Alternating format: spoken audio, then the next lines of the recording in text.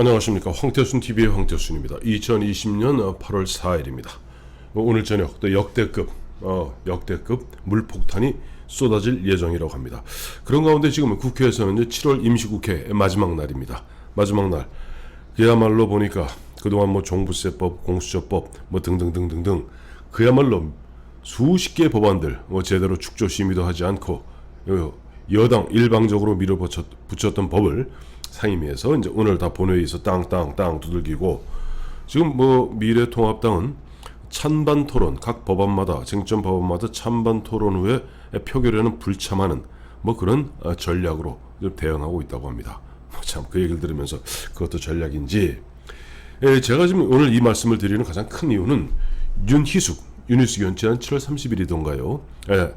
나는 임차인입니다. 그래서 그야말로 많은 사람들을 깜짝 놀라게 했고, 심지어는 그 관제 언론에서조차 집권 여당의 스피커 역할하는 관제 언론에서조차도 레전드급이다, 깜놀이다, 이런 이야기하면서 여야를 막론하고 윤희숙같이 5분 긴급 현안 발언을 통해서 딱딱딱 짚어주는 것이, 그것이 흔한 얘기로 강경한 투쟁보다 100번 낫다 하는 식의 일종의 윤희숙 효과가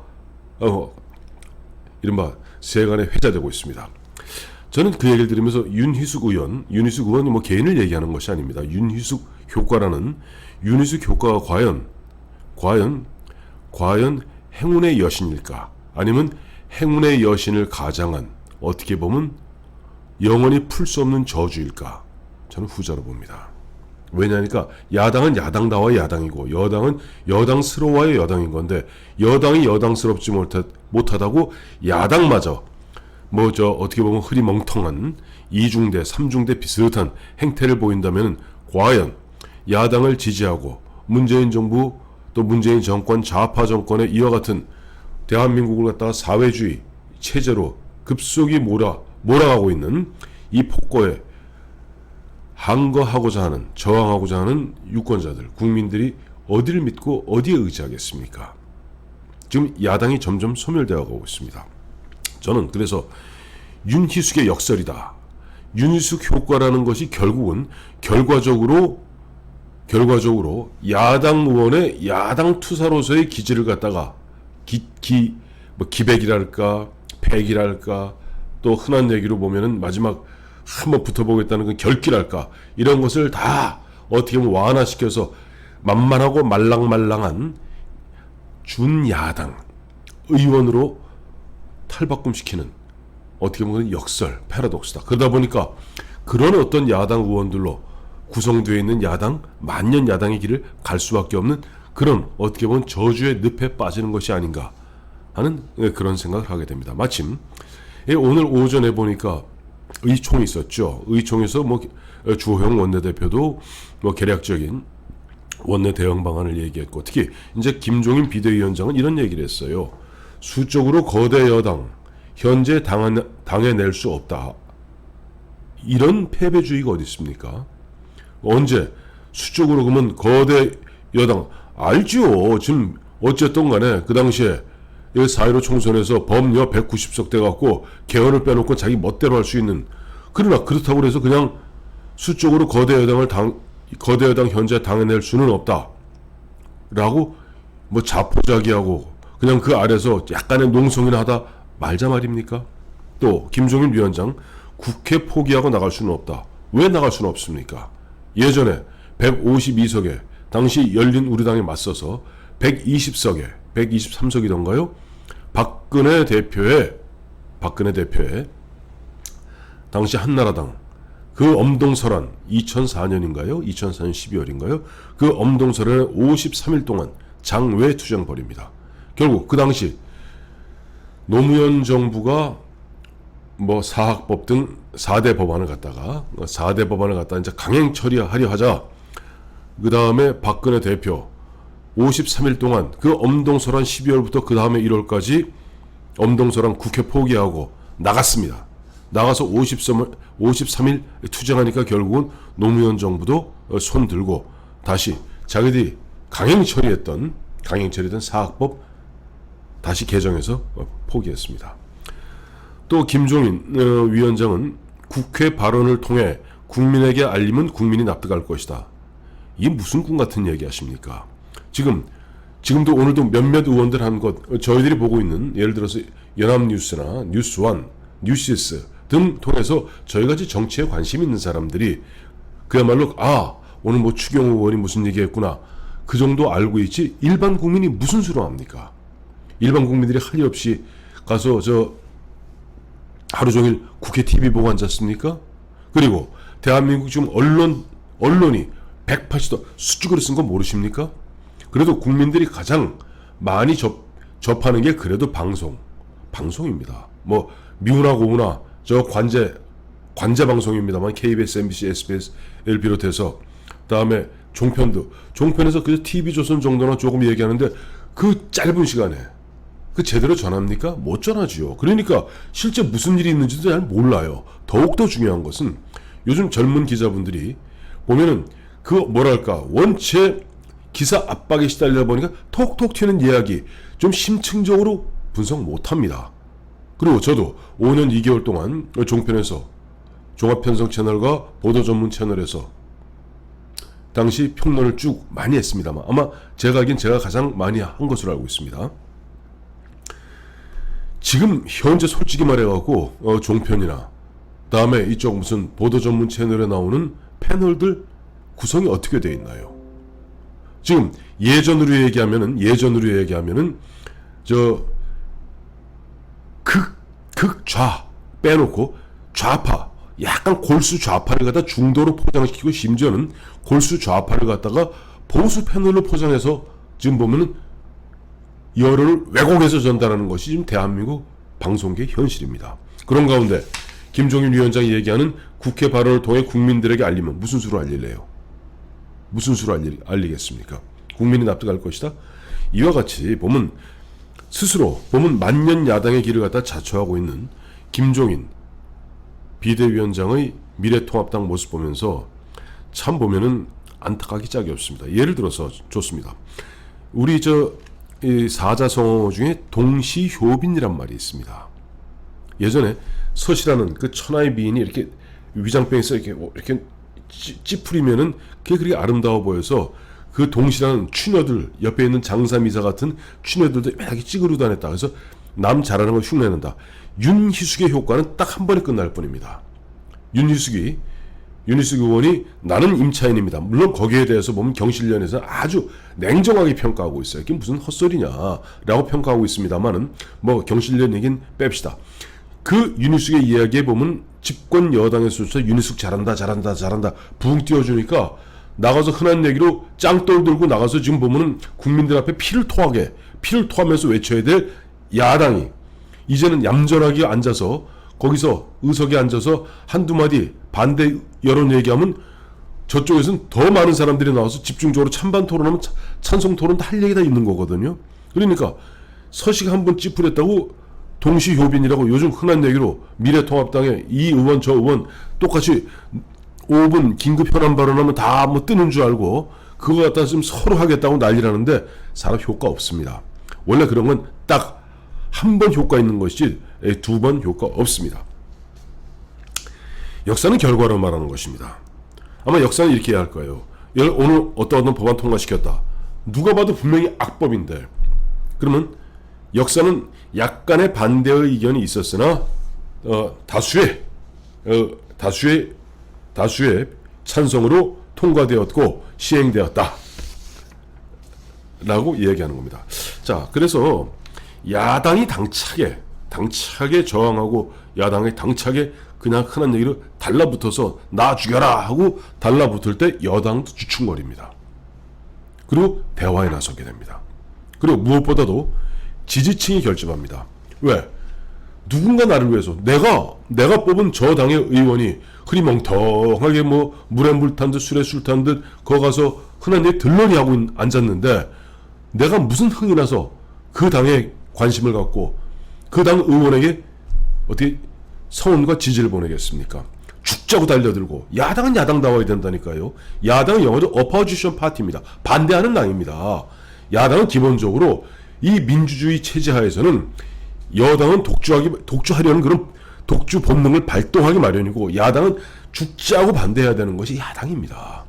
그래서 그 지지층이 결집하면서 지지층이 결집했을 때 중도층들도 그래 저기 저렇게 할 때부터는 뭔가 이유가 있겠거니 하고 그쪽에 좀 관심을 갖기 시작하는 겁니다.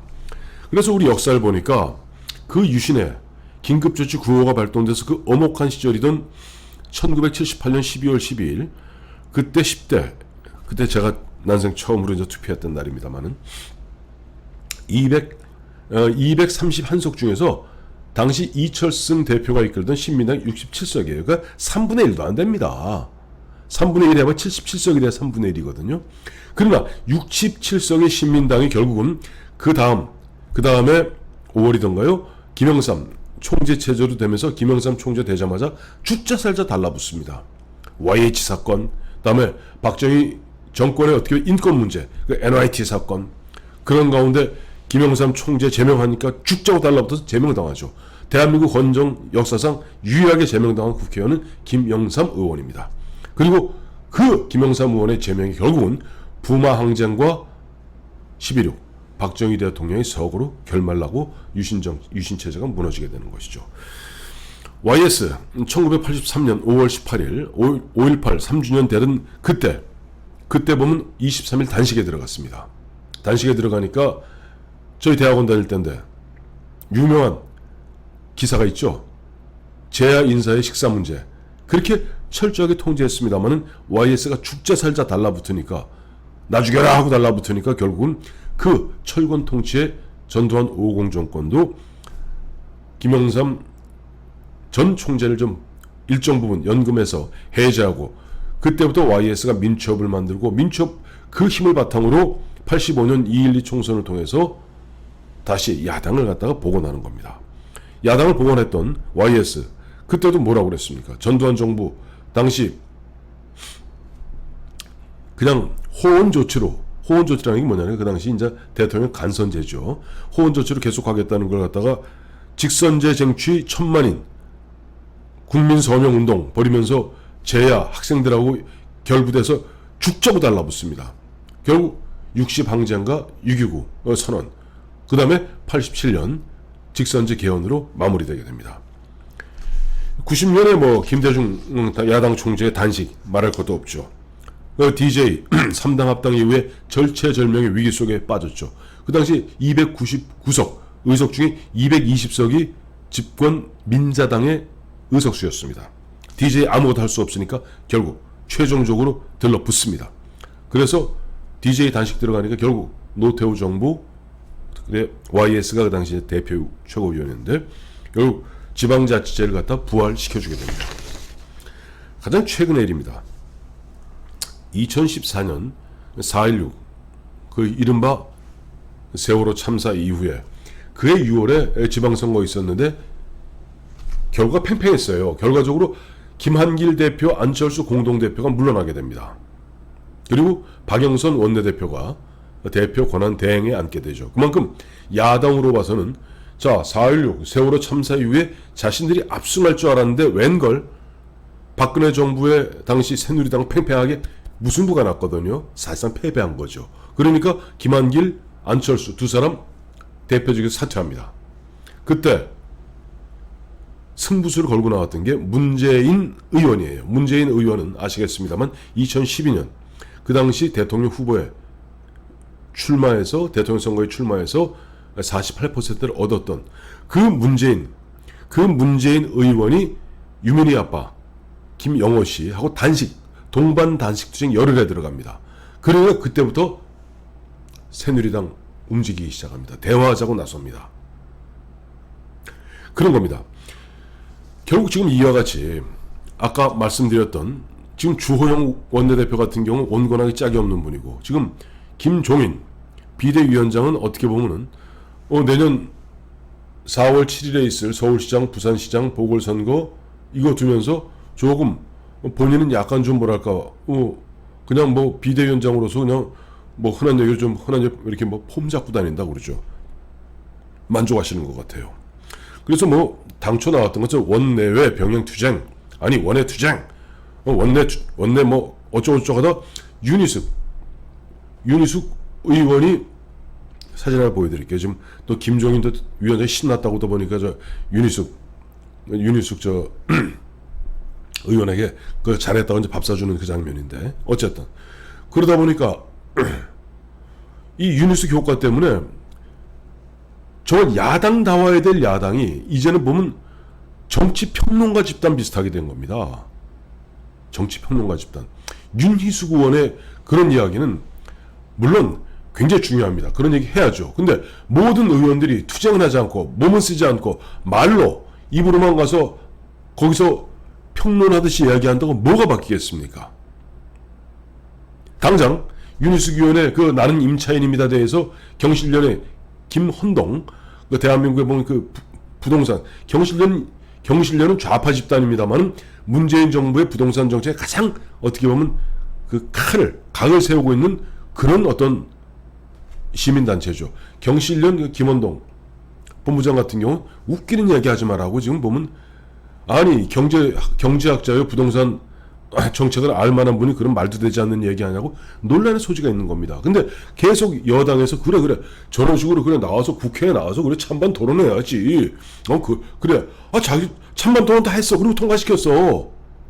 뭐 어쩌라 말이야. 이렇게 되는 겁니다. 저는 그래서 이번에 이런 모습의 모습 갖고 이제 오늘 이제 7월 임시국회 이제 오늘 이제 끝나고 이제 9월달 바로 정기국회, 이제 100일짜리 정기국회 시작되지 않습니까? 지금 더불어민주당은 이번 9월 정기국회에서 지금은 이거 현재 하는 짓은 예행 연습이에요. 본격적으로 아마 내년에는 더 이상 할 수 없다는 것을 갖다 알기 때문에 올해 정기국회에서 모든 걸 다 해치우려 할 겁니다. 근데 이거 보니까 이거 주호영 원내대표, 김종인 비대위원장 체제에서 이제 미래통합당이 윤희숙 노선, 윤희숙 의원의 5분 긴급 현안 발언 그거 갖다 서로 그 코스프레 하겠다고 나갈 거라면 얼마나 고맙습니까? 이번 정기국회에서 달라질 거 없습니다.